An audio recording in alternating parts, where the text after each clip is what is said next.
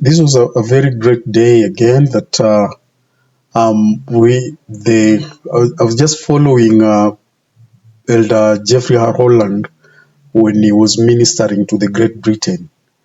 I actually don't know the difference between Great Britain, England, and the UK. Anybody knows the difference? Great Britain, why England, and the UK?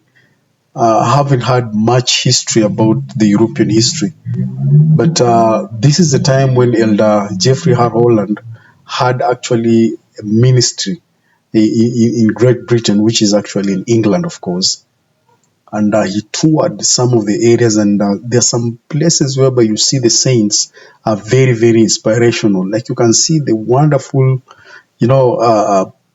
structures and wonderful landscape. Like a landscape like this one reminds me of my home area where I grew up, the rural home. We are just the same. That is one thing I came to realize, that we are just a people of the same background, and the way we live is just the same.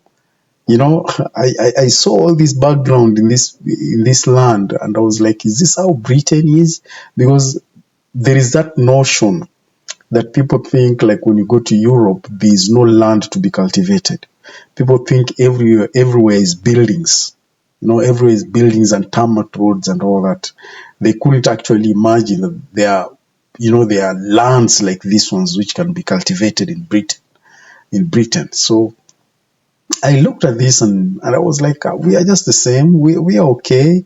God is actually, He's created us with some common background, and it can be seen, especially in this era of internet, whereby information is all out there, and everybody can see exactly what is happening in other parts of the world.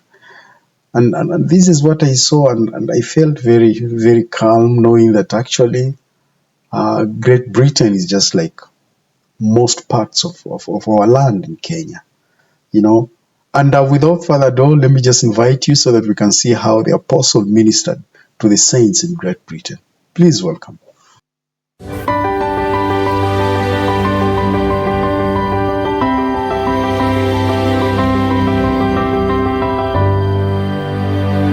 We used to stand up here and hold street meetings.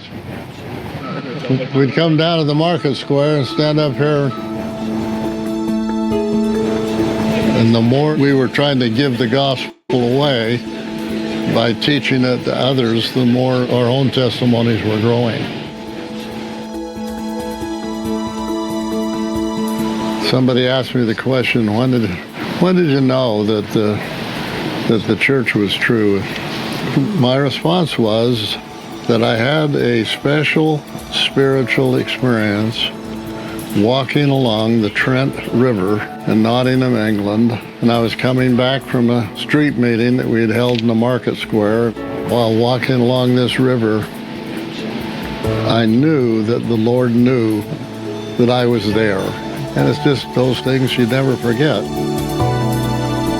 Well, let me say for Elder Cook and I that we're thrilled to be here with President Ballard. The first British and European baptisms took place in the River Ribble in July of 1837. We wouldn't be here if it weren't for him in many ways. He's our quorum president, and we feel about him the way those early missionaries felt about Brigham Young. We love you, President. We love you with all our heart. It means everything to Quentin and I to be here with you. And the kindness that you've shown in inviting some old has-been British missionaries to come and be with you. As you've stayed youthful, we've gotten old.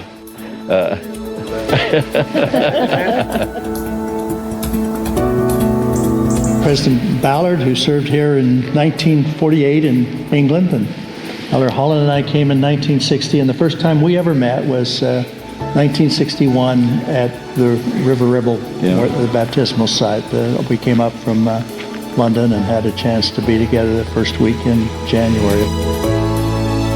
I've had the privilege of coming to this great island where I served as a full-time missionary in 1948 to 1950.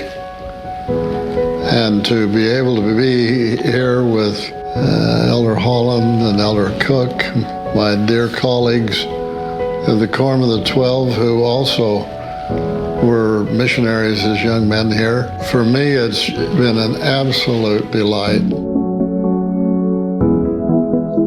The great days of the United Kingdom are still ahead of us. We don't look to the past to say, we're only yesterday. The great, great days of this island are still ahead of us in the gospel. I was much more emotional than I thought I would be walking in and seeing all those missionaries. It was really took me back in a way that I hadn't been before in the trip. I've been very touched throughout the trip, but being there with the missionaries, and they looked so good.